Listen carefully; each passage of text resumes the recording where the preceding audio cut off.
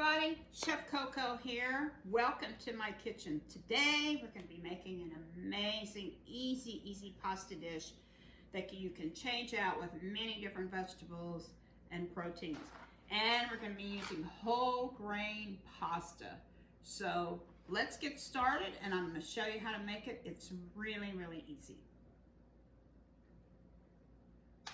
So the first thing you want to do is heat up your pan. You have a nice wide mouth, shallow, heavy bottom pan. Very important for it to be heavy bottom.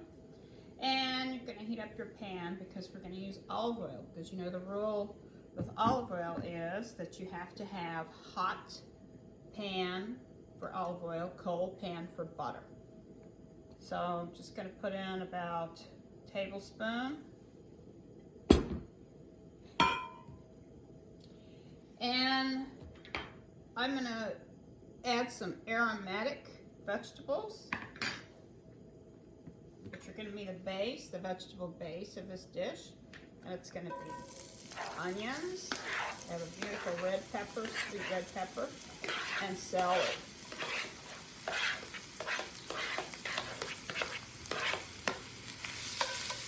So I'm going to give that a stir. Cooking. Now I'm going to add my garlic. It only takes garlic 2 minutes to cook. So, and I always say don't add garlic right at the beginning because there's a possibility that it may burn.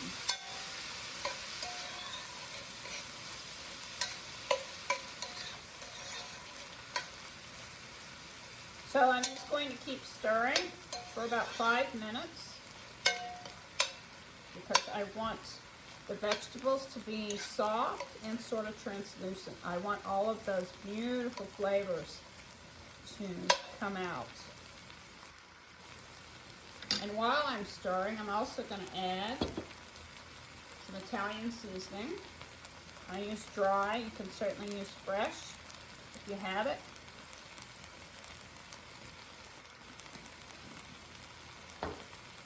And I also like to use a little Cajun seasoning because I'm Cajun. And I find it's a really nice all-purpose seasoning mix. I always like to put my spices in when I'm sauteing my aromatics because it blooms the flavor. And while we're talking about aromatics, I'm talking about the onion, celery, and bell pepper. Aromatics can also be onion, celery, and carrots. So the ratio is 2 parts onion to 1 part pepper and 1 part celery. So twice as much onion as the others. And garlic is really based on your taste. I love garlic, so I put in lots of garlic. And if I don't have fresh, I use chopped because there's no shame in chopped garlic, for sure. So now that's becoming really nice and soft. Colors becoming to, I can feel them kind of sticking to the bottom a little bit, where that's where all the flavor is. I'm going to keep stirring it. And then I'm going to add my sausage. Now today I'm using a garlic smoked turkey sausage from Hillshire Farm. You can use any type of sausage. You can use Italian sausage. You can use any kind of smoked sausage. You can use Italian sausage. Just make sure that it's cooked when it goes in. You can use plant-based sausage. If you use plant-based, you'll want to cook it, slice it, and then char it a little bit in olive oil, brown it again, and then you'll put it in at the end instead of with the vegetables because you don't want to overcook the sausage. It's plant-based. So now we have it well coated, mixed up. For the next step, We're going to add 2 cups of stock. Now I'm using chicken stock here. You could use vegetable stock, any other kind of stock. And now I'm going to add my pasta. Now I'm using a half a box of whole grain pasta.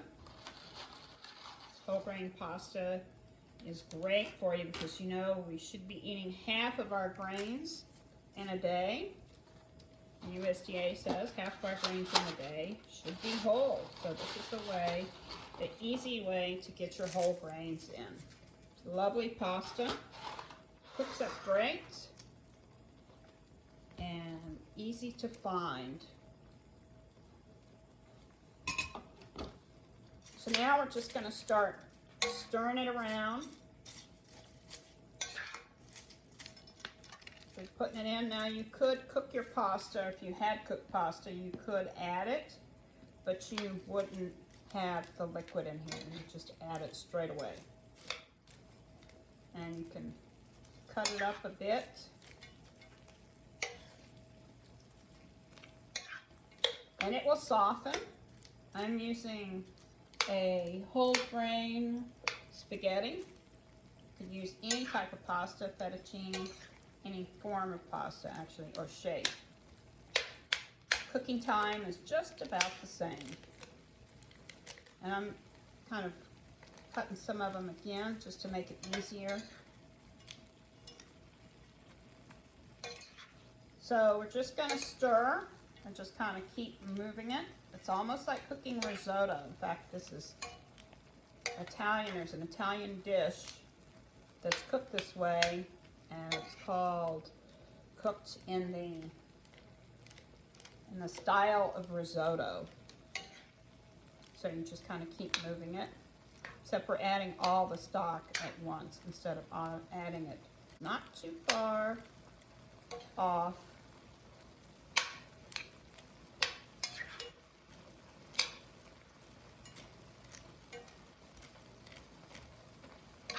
In Louisiana, we have a similar dish to this. We call it pastelaya. So it's kind of the same ingredients for jambalaya, but made with pasta instead of rice. You could do this with an entire pound of pasta. You would want to do 5 cups of water instead of the amount that is in the recipe for the 8 ounces. This is a great dish to get the family involved in on the stirring, because you really will need to stir it almost continuously, and the pasta will start to break up a little bit, which will be just fine. Now you may need to add a little bit more stock or water at the end if it starts to dry out. That's quite all right, because if you're using 8 ounces of pasta, it's difficult to eyeball, which most of us do, 8 ounces. So you might have a little bit more pasta than 8 ounces, and that's okay. I think this looks good. You can add as you go. Let's see, now we'll taste. Make sure our pasta's done.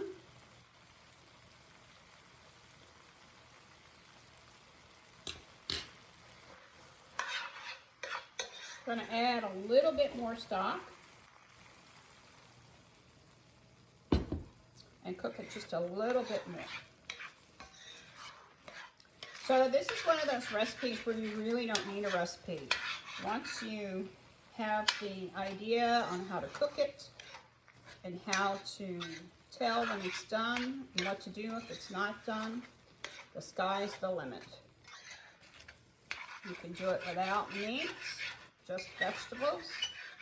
And you can use seafood. This would be lovely with clams, canned clams. It makes a delicious sauce on its own. And it's really, really healthy. Okay, for the last part, we're going to add in some chopped parsley to make it more colorful. And parsley has vitamins in it as well.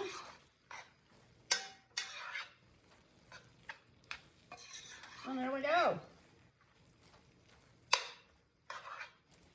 Quick pasta stir-fry weeknight dinner. Yum. So let's try it.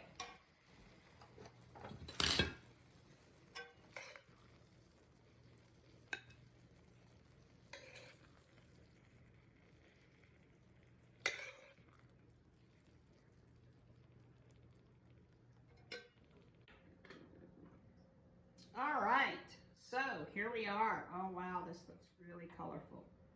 Gonna get a piece of the smoked turkey. Ooh, it's hot. Really easy. You can make it with just about anything.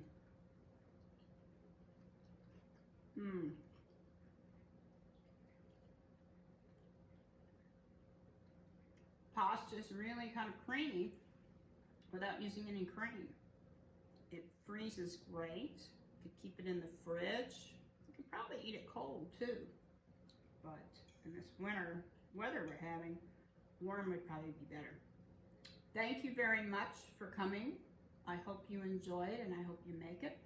And if you want more recipes and information about my cooking classes, just click on arlenecoco.com and sign up for my newsletter. You can get once a month a great little newsletter about where I'm teaching and a recipe and some other good tidbits, juicy tidbits. Thanks.